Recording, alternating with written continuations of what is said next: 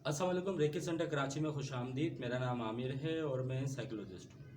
आज का टॉपिक क्लेप्टोमीनिया है और ये बहुत अहम मौजू है। ये अमूमन आपने इस तरह के लोग देखे होंगे अपनी ज़िंदगी में जो कि चीज़ें उठा लेते हैं, चोरी कर लेते हैं। अब चोरी करना, चीज़ें उठाना उनके ज़ाती मकसद मफाद का नहीं होता। बस उनको जो चीज़ जहन में आती है वो चीज़ उठा लेते हैं, अपने पास रख लेते हैं और इवन कि वो ज़ाती इस्तेमाल भी नहीं आती।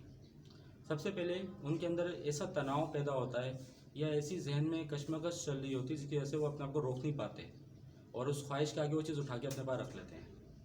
और वो चीज़ उठा लेने के बाद बहुत सुकून महसूस करते हैं, खुशी महसूस करते हैं, राहत महसूस करते हैं अपने अंदर। और जब उठा लेते हैं तो उसके बरक्स उनको पछतावा भी होता है, फिर शर्म भी महसूस करते हैं, अफसोस भी महसूस कर रहे होते हैं कि मैंने ऐसा क्यों किया। हालांकि उस वक्त उनको पता नहीं चल रहा होता, वो इतने शदीद तनाव में आ जाते हैं। हालांकि इनका चोरी करना वो कोई ज़ाती मकसद नहीं होता, ना बदला लेना होता है, ना गुस्सा निकालना होता है और कोई धोखा फ़रेब भी नहीं होता। बस उनके जहन में कुछ चीज़ आती है, इसको उठा लें और उसके आगे वो रोक नहीं पाते, वो चीज़ उठा के अपनी जेब में रख लेते हैं। और इस तरह के लोग होते हैं, ये सिर्फ इनकी ज़रा यही अलामत होती है, बाकी एज़ अ नॉर्मल शख्स अच्छी शख्सियत के मालिक होते हैं और ये बच्चे बड़ों में भी अमूमन होती है। और इसमें यानी कि एंटी सोशल लोग नहीं कहलाते, ना ये कोई किसी और कैटेगरी में आते हैं। जैसे लास्ट मैंने वीडियो बनाई थी कंडक्ट डिसऑर्डर, वो पे नहीं आते। बस इनके अंदर ये ऐसी इम्पल्स होती है, अपनी इम्पल्स को कंट्रोल नहीं कर पा रहे होते उस ख्वाहिश के आगे और शदीद तनाव में आकर वो चीज़ चोरी कर लेते हैं। हमारे पास एक केस आया था बहुत पहले। वो बच्चा था, वो अक्सर लोगों के घरों से कभी भी किसी पड़ोसी के या किसी फैमिली के घर जाते थे तो वहाँ से रुमाल उठा के ले आता था या गिलास उठा के या चम्मच उठा के ले आता था। इस तरह की उनके अंदर हैबिट्स थी।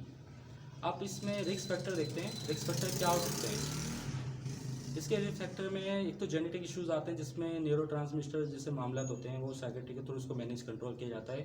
अदरवाइज में फैमिली हिस्ट्री बहुत इंपॉर्टेंट है, उसमें देखा जाता है फैमिली बैकग्राउंड में कोई ऐसा इशू तो नहीं है या कोई सिबलिंग्स में ऐसा कोई काम तो नहीं करता था बड़े बहन भाइयों में, या पेरेंट्स में कोई ऐसा किसी के साथ ऐसे मामला रहे हों जिसकी वजह से बच्चों में ये अमूमन ज़्यादा होती है। इसके अलावा कोई ओसिडी भी इश्यूज़ उनके साथ हो सकता है या शदीद एंजाइटी भी हो सकती है।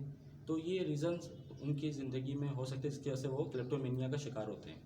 और ये बिल्कुल मैनेजेबल कंट्रोलेबल इलाज है, उसमें कोई परेशान वाली बात नहीं होती। इसमें साइकोथेरेपी की जाती है, इनको फैमिली को बड़ा यानी कि एक्टिव रखा जाता है, उसमें बहुत सारी इमेजिनेशन कराई जाती है इनको और उसमें फील कराया जाता है। इनके अंदर जो इस तरह का बिहेव होता है उसको मिनिमाइज़ किया जाता है। बहुत सारी रिलैक्सेशन टेक्निक्स होती हैं, इमेजिनेशन होती हैं और कुछ टेक्निक इन पर अप्लाई की जाती है जिससे ये आहिस्ता आहिस्ता कंट्रोल होते हैं और ये मैनेज हो जाते हैं। इस हवाले से अगर आपके सराउंडिंग में हो तो आप रेकी सेंटर कराची में रब्ता कर सकते हैं जो कि तारिक रोड पे है। कल मिलते हैं एक नए टॉपिक के साथ। अपना ख्याल रखिएगा। Thank you.